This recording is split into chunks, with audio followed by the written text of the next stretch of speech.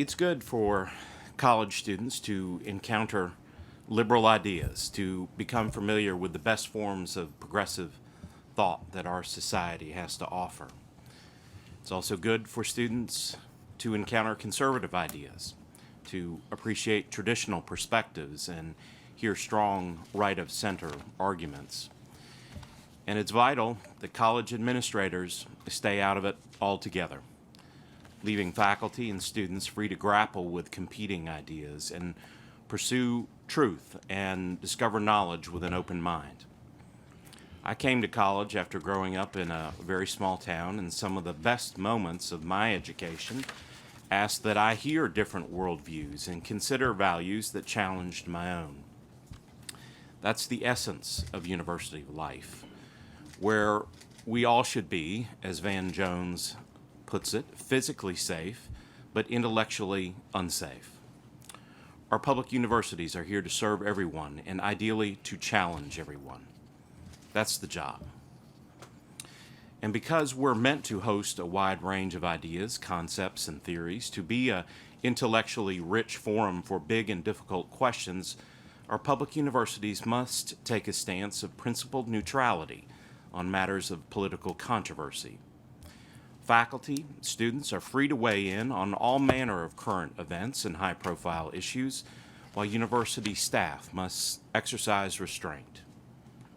No one can speak for the whole university community on contentious issues because the university is not of one mind about anything. And if you don't believe me, please come spend a day in my office. One of the main reasons higher education has forfeited so much public confidence over recent decades is the perception that universities are overtly partisan.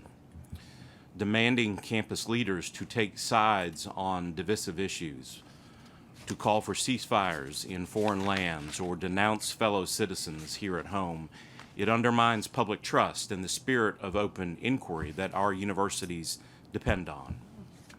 Higher education does not exist to settle the most difficult debates in our democracy.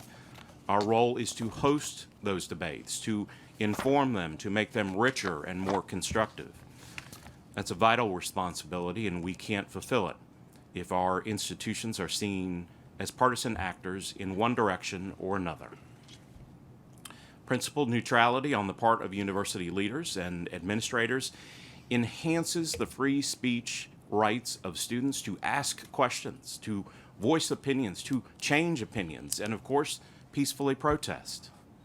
Principled neutrality welcomes all perspectives within the bounds of reasonable student conduct rules, leaving shared space for everyone to be heard.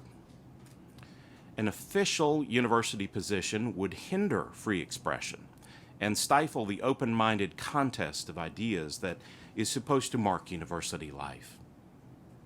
Principled neutrality protects the academic freedom of faculty, highlighting their informed views and scholarly expertise precisely because there is no official university position in the classroom or the lab.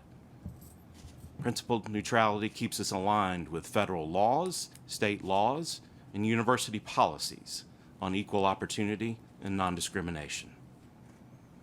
And principled neutrality allows us to welcome genuine diversity, which is a plain fact of society and a great source of strength. Ensuring that everyone is included and supported is core to our mission as a public institution. But it is not the job of the university to decide all the complex and multidimensional questions of how to balance and interpret identity. These are vigorously contested ideas in both our democracy and on our campuses. So non-discrimination, institutional neutrality, free expression, academic freedom, they're all mutually reinforcing concepts and values. We're here to serve all, not just those who agree with us. And when these principles are faithfully held, they allow diversity in all forms to thrive. That's because they are fundamentally democratic values designed to foster freedom and tolerance in a nation with differing visions of progress. It's not an easy time to adhere to those principles. For too many of us, I believe, have come to view every issue and every controversy solely through a red or blue lens, treating public life as a team sport. But our public universities must resist that temptation. We are institutionally neutral on political controversies. That does not mean we are value neutral. It is critical for higher education to recommit to creating conditions for true dialogue, modeling how to build understanding, empathy, and trust in the search for truth and knowledge. Those are our values. That's our mission.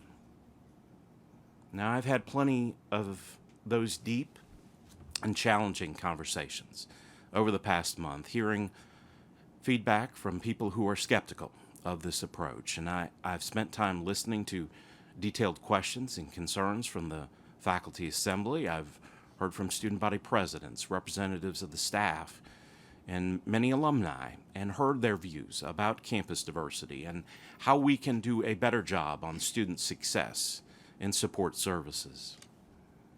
And I've heard directly from people who worry about the message we might send with any change to our policies. A couple of weeks ago, I was in Chapel Hill to speak at the ROTC graduation ceremony, which is a beautiful and patriotic event. I listened as a lieutenant colonel, a black female alum of Carolina, there to participate in the commissioning ceremony and share her experience and her example of service to this country. Respectfully and publicly voiced her concerns that black students and staff might feel diminished by the decision to amend the university's diversity policy. She reminded us of the university's long history, troubled history at times, with genuine inclusion, and how that resonates to this day. Some wounds in this country still quite fresh. And I thanked her afterward, and I offered my pledge to keep working towards a university that reflects and welcomes the full breadth of actual diversity and life experiences in the state. And I don't think anyone believes we're at the end of that struggle. I certainly don't. This policy, though, will preserve the university's role as a trusted venue for that vital debate and for all others. I believe it's what our democratic responsibility demands of us, and I am fully committed to helping us realize its aspirations. Thank you, Mr. Chairman.